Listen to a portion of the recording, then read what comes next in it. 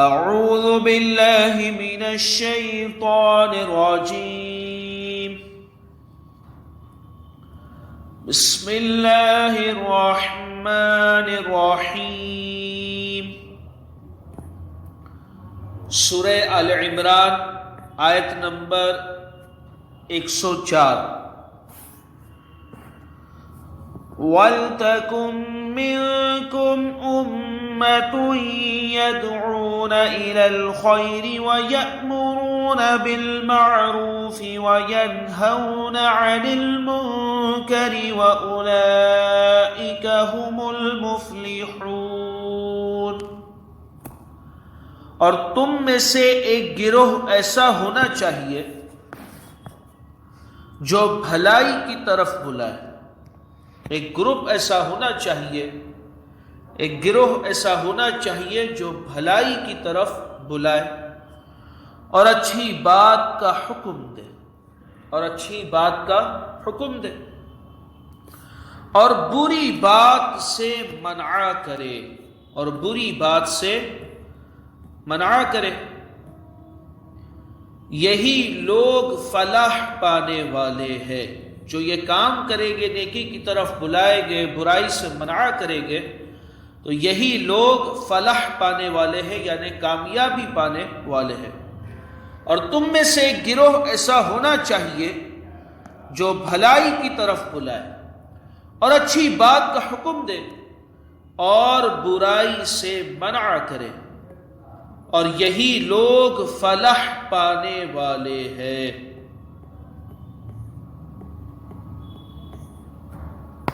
وَلْتَكُن مِّنكُمْ أُمَّةٌ يَدْعُونَ إِلَى الْخَيْرِ۔ آیت مبارکہ میں فرمایا گیا، اس کا ترجمہ پہلے پڑھ لیتا ہوں۔ وَلْتَكُن مِّنكُمْ أُمَّةٌ يَدْعُونَ إِلَى الْخَيْرِ، اور تم میں سے گروہ ایسا ہونا چاہیے جو بھلائی کی طرف بلائے۔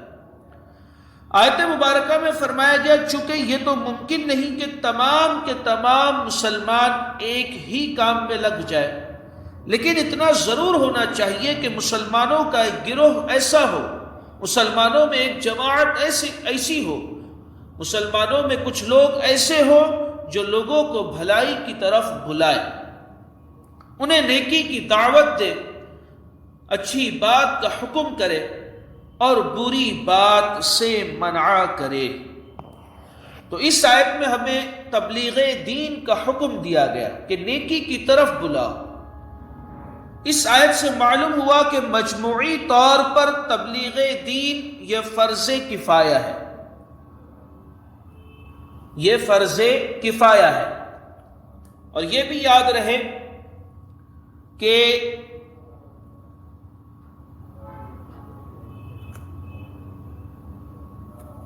ایک عالم دین ہونا یہ فرض کفایہ ہے، ایک شخص کا عالم دین ہونا یہ فرض کفایہ ہے۔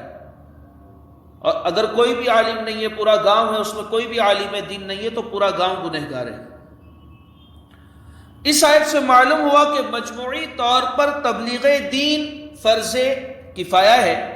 اس کی بہت سی صورتیں ہیں، جیسے مصنفین کا تصنیف کرنا، کچھ لوگ ہوتے ہیں جو لکھتے ہیں، کتابیں لکھتے ہیں، تصنیف کرتے ہیں، اس کے ذریعے وہ لوگوں کو نیکی کی دعوت دیتے ہیں، ہے نا۔ مقررین کا تقریر کرنا، کچھ تقریر کے اندر ماہر ہوتے ہیں، ہے نا۔ مبلغین کا بیان کرنا، کچھ مبلغ ہوتے ہیں جو درس دیتے ہیں، بیان کرتے ہیں۔ کچھ ہوتے ہیں جو انفرادی طور پر لوگوں کو نیکی کی دعوت دیتے ہیں۔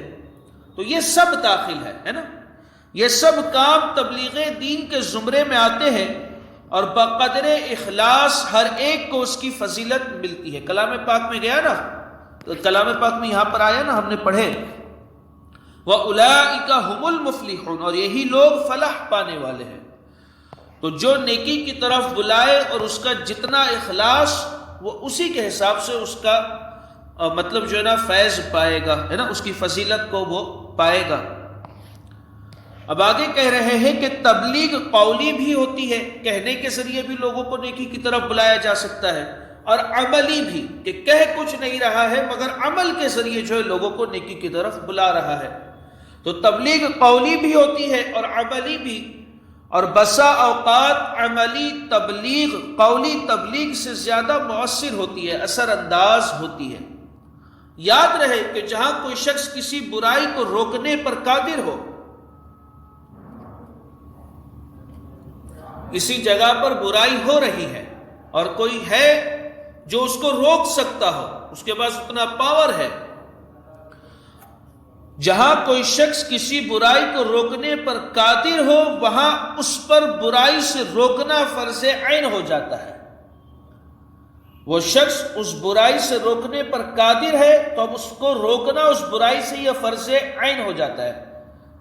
بعض لوگوں کا آپ نے مجاز دیکھا ہوگا کہ ارے جانے دو نا، اپنے کو کیا کرنا ہے، مگر اگر کوئی شخص ہے جو برائی سے روکنے پر قادر ہے تو اب اس پر یہ چیز فرض عین ہے، مطلب اس کو روکنا ہوگا، نہیں روکے گا تو یہ شخص خود گنہگار ہوگا۔ چنانچہ حضرت ابو سعید خدری رضی اللہ تعالیٰ عنہ فرماتے ہیں، مطلب اس سے ہمیں چاہیے کہ اس حدیث پاک سے ہم عبرت لیں، توجہ سے سنیں۔ سرکار دو عالم صلی اللہ تعالی علیہ وسلم نے ارشاد فرمایا، تم میں سے جو برائی دیکھے، تم میں سے جو برائی دیکھے تو اسے ہاتھ سے روک دے۔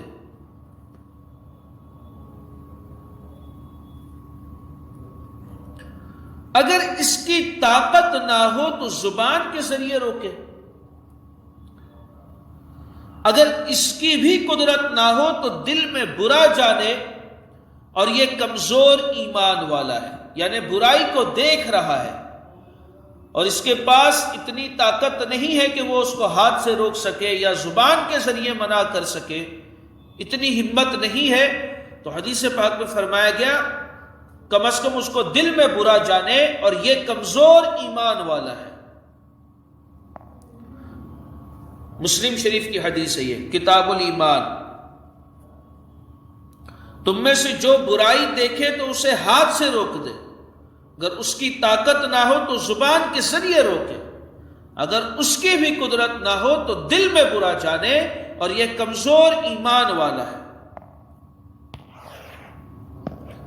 تبلیغ دین سے متعلق 5 احادیث۔ حضرت حذیفہ بن یمان رضی اللہ تعالی عنہ سے روایت ہے، رسول اللہ صلی اللہ تعالی علیہ وسلم نے ارشاد فرمایا، اس ذات کی قسم، واقعی میں ایک ایک احادیث جو ہے نا ہمیں چاہیے کہ ہم ان سے کافی عبرت حاصل کریں۔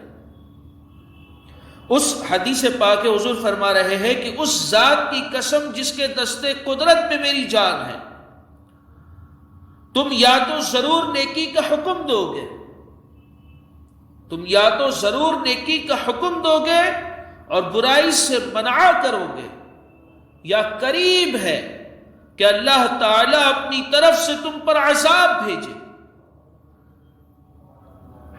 جی ممی جی۔ حضرت حذیفہ بن یمان رضی اللہ تعالی عنہ سے روایت ہے کہ رسول اللہ صلی اللہ تعالی علیہ وسلم نے ارشاد فرمایا، اس ذات کی قسم جس کے دستے قدرت میں میری جان ہے، تم یا تو ضرور نیکی کا حکم دو گے، تم یا تو ضرور نیکی کا حکم دو گے اور برائی سے منع کرو گے، یا قریب ہے کہ اللہ تعالیٰ اپنی طرف سے تم پر عذاب بھیجے، پھر تم اس سے دعا مانگو گے، جب تم پر عذاب آئے گا تو تم اس سے دعا مانگو گے مگر تمہاری دعا قبول نہ ہوگی۔ اللہ تعالیٰ اپنی طرف سے تم پر عذاب بھیجے، پھر تم اس سے دعا مانگو گے مگر تمہاری دعا قبول نہ ہوگی۔ بڑی عبرت حاصل کرنے والی حدیث پاک ہے، ہمیں چاہیے کہ ہم اس سے عبرت حاصل کریں۔ حضرت ابو ہریرہ رضی اللہ تعالی عنہ سے روایت ہے، حضور اقدس صلی اللہ تعالی علیہ وسلم نے ارشاد فرمایا، تم ضرور نیکی کا حکم دو گے اور برائی سے منع کرو گے، تم ضرور نیکی کا حکم دو گے اور برائی سے منع کرو گے، یا اللہ تعالی تم پر تم ہی میں سے برے لوگوں کو مسلط کر دے گا. جو برے لوگ ہوں گے وہ غالب آ جائیں گے. آج معاشرے میں یہی ہو رہا ہے نا. جہاں اچھے لوگ ہیں ان کے اوپر برے لوگ غالب آئے ہوئے پریشان کر رہے ہیں. یا اللہ تعالیٰ تم پر تم ہی میں سے برے لوگوں کو مسلط کر دے گا، پھر تمہارے نیک لوگ دعا کریں گے. نیک لوگ دعا کریں گے تو وہ قبول نہیں کی جائے گی. مطلب نیک لوگ بھی دعا کریں گے نا اس وقت تو یہ ان کی دعا قبول نہیں کی جائے گی. دعا قبول نہیں ہوتی ہے، اس کے اسباب میں سے ایک سبب یہ بھی ہے کہ نیکی کا حکم نہیں دیتے، برائی سے منع نہیں کرتے. حضرت عبداللہ بن عباس رضی اللہ تعالی عنہما سے روایت ہے کہ سرکار دو عالم صلی اللہ تعالی علیہ وسلم نے ارشاد فرمایا، جو شخص کسی مقام پر کھڑے ہو کر حق بات کہہ سکتا ہے، جو شخص کسی مقام پر کھڑے ہو کر حق بات کہہ سکتا ہے تو اس کے لیے درست نہیں کہ حق بات نہ کہے، کیونکہ حق بات کہنا اس کی موت کو مقدم کر سکتا ہے، نہ کہ لکھے ہوئے رزق سے اسے محروم کر سکتا ہے. یعنی اگر حق بات، کچھ لوگ ہوتے ہیں جو حق بات نہیں کہتے کہ اسے برا لگ جائے گا، اور مطلب ان کی بہت ساری وجوہات ہوتی ہے کہ وہ حق بات نہیں کہتے، مطلب ان کو اپنی جاب کا مسئلہ رہتا ہے یا ایکس وائی زیڈ. تو حدیث پاک میں ہے کہ یہ نہیں ہے کہ اس کے لیے جو رزق لکھا گیا ہے وہ اس سے محروم کر دیا جائے گا، ایسا نہیں ہے. حق بات کہے وہ. ایک اور حدیث پاک میں ہے، سرور کائنات صلی اللہ تعالی علیہ وسلم نے ارشاد فرمایا، جب زمین میں گناہ کیا جائے تو جو وہاں موجود ہے، یہ بھی حدیث پاک توجہ سے سننے والی ہے، جب زمین میں گناہ کیا جائے تو جو وہاں موجود ہے مگر اسے برا جانتا ہے، وہ اس کی مثل ہے جو وہاں نہیں ہے. یعنی اس شخص کی طرح ہے کہ وہ وہاں ہے ہی نہیں، اور جو وہاں نہیں ہے مگر اس پر راضی ہے.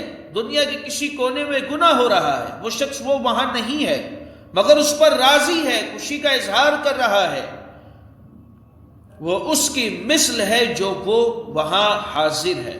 وہ اس شخص کی مثل ہے جو وہاں حاضر ہے. یعنی یہ کہ اس کے سامنے گناہ ہو رہا ہے، اگرچہ وہ وہاں نہیں ہے مگر چونکہ وہ اس گناہ پر راضی ہے تو اس کی مثل ہے جو وہاں حاضر ہے.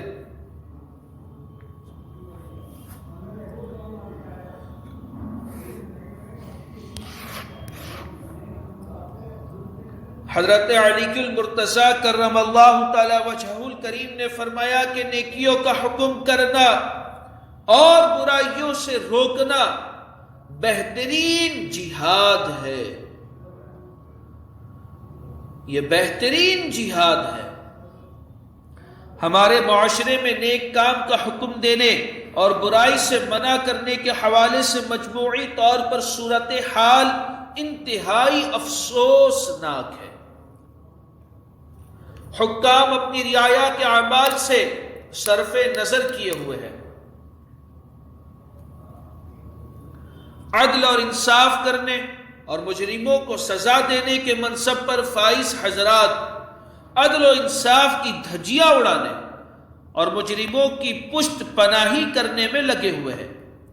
کئی ایسے آپ کو وکیل مل جائے گا جو لڑی رہے ہوتے ہیں مجرم کی طرف سے اس کی رہائی دلانے کے لیے، اس کو چھڑوانے کے لیے،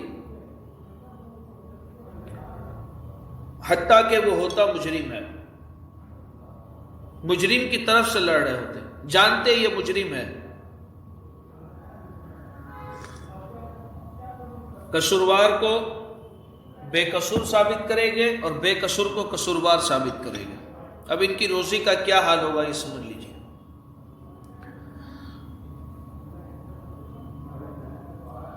مجرموں کی پشت پناہی کرنے میں لگے ہوئے ہیں، والدین اپنی اولاد، اساتذہ اپنے شاگردوں، اور افسر اپنے نوکروں کے برے اعمال سے چشم پوشی کرتے نظر آ رہے ہیں۔ اسی طرح شوہر اپنی بیوی اپنے شوہر کو، بھائی بہن اور عزیز رشتہ دار ایک دوسرے کو نیک کاموں کی ترغیب دیتے ہیں، ناقدرت کے باوجود انہیں برے افعال سے روکتے ہیں۔ اور مسلمانوں کی اسی روش کا نتیجہ ہے کہ آج مسلم قوم دنیا بھر میں جس ذلت اور رسوائی کا شکار ہے، اس سے پہلے کبھی نہیں تھی، اور اسی وجہ سے رفتہ رفتہ یہ قوم تباہی کی طرف بڑھتی چلی جا رہی ہے۔ اس حقیقت کو سمجھانے کے لیے ایک واقعہ اور ایک مثال دی جا رہی ہے، اس کے ذریعے اس کو سمجھے، انشاءاللہ سمجھ میں آئے گا۔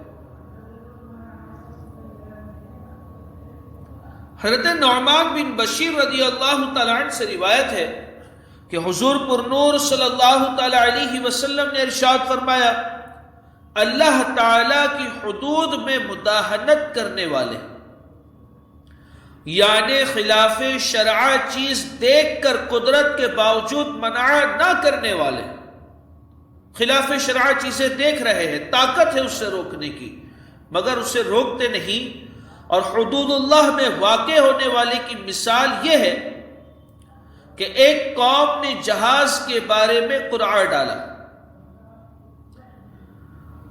بعض اوپر کے حصے میں رہے، بعض نیچے کے حصے میں، یعنی قرعہ اندازی ہوئی ہے نا، کہ جن لوگوں کا نام رہے گا کہ نیچے رہنا ہے انہیں تو وہ نیچے رہیں گے، اور جن لوگوں کا نام اوپر کے حصے میں رہنے کے لیے نکل آئے گا تو وہ اوپر کے حصے میں رہیں گے۔ پانی کے جہاز کے بارے میں قرعہ ڈالا گیا، ہمارے یہاں اسے کیا کہے گے، لکی ڈرا بھی آپ سمجھ سکتے ہیں، ہے نا، کہ جس کا نام نیچے کے حصے میں آیا اس کا نام وہ نیچے رہے گا، جن کا نام اوپر کے حصے میں آیا وہ اوپر رہیں گے۔ پانی کا جہاز ہے، بعض اوپر کے حصے میں رہے، بعض نیچے کے حصے میں، نیچے والے پانی لینے اوپر جاتے اور پانی لے کر ان کے پاس سے گزرتے تو ان کو تکلیف ہوتی،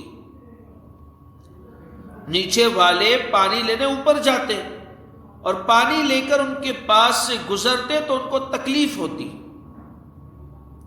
پانی اوپر کے حصے میں تھا، نیچے والے جب اوپر پانی لینے جاتے تو اوپر جو لوگ تھے ان کو تکلیف ہوتی، انہوں نے اس کی شکایت کی تو نیچے والے نے کلہاڑی لے کر نیچے کا تختہ کاٹنا شروع کر دیا۔ اب جو نیچے کے حصے میں رہتا تھا کہ دیکھا بھائی اوپر والا تو یار پانی لینے دے نہیں رہا ہے، ہمیں چلا رہا ہے، منع کر رہا ہے، تو اس نے کیا کرا کہ کشتی کا تختہ توڑنا شروع کر دیا، نیچے کا حصہ۔ اوپر والوں نے دیکھا تو پوچھا کیا بات ہے کہ تختہ توڑ رہے ہو، تم نیچے کا تختہ کیوں توڑ رہے ہو؟ اس نے کہا میں پانی لینے جاتا ہوں تو تم کو تکلیف ہوتی ہے اور پانی لینا مجھے ضروری ہے، مجھے پانی کی حاجت ہے، لہٰذا میں تختہ توڑ کر یہیں سے پانی لے لوں گا، میں نیچے سے پانی لے لوں گا اور تم لوگوں کو تکلیف نہ دوں گا۔ بس اس صورت میں اگر اوپر والوں نے اس کا ہاتھ پکڑ لیا اور ایک کشتی کا نیچے کا تختہ توڑے گا پانی کے لیے تو کشتی اوپر رہے گی، پانی پر نہیں رہے گی، تو اگر اوپر والوں نے اس کا ہاتھ پکڑ لیا اور تختہ کاٹنے سے روک دیا تو اسے بھی نجات دیں گے اور خود کو بھی نجات پا لیں گے، یہ خود بھی نجات پا لیں گے، یعنی نہ نیچے والے بھی بچ جائیں گے، اوپر والے بھی بچ جائیں گے۔ اور اگر چھوڑ دیا، تختہ اس کو توڑنے دیا کہ بھائی جا تو نیچے سے تختہ توڑ کے پانی لے لے، تو اسے بھی ہلاک کریں گے اور خود بھی ہلاک ہوں گے۔ تو یہ جو انداز ہے نا کہ بھائی جس کو جو کرنا ہے کرنے دو، یہ انداز درست نہیں ہے، کیونکہ ہم ایک کشتی میں سوار ہیں، جب عذاب آئے گا تو سب پر ایک ساتھ آئے گا۔ اور پھر حدیث پاک میں ہم نے پڑھے کہ نیک لوگ دعا کریں گے مگر ان کی دعا قبول نہ ہوگی، حدیث پاک ہم نے پڑھے نا اوپر۔ تو کسی شاعر نے کیا ہی خوب کہا ہے، دیکھے ہیں یہ دن اپنی ہی غفلت کی بدولت، دیکھے ہیں یہ دن اپنی ہی غفلت کے بدولت، سچ ہے کہ برے کام کا انجام برا ہے، سچ ہے کہ برے کام کا انجام برا ہے۔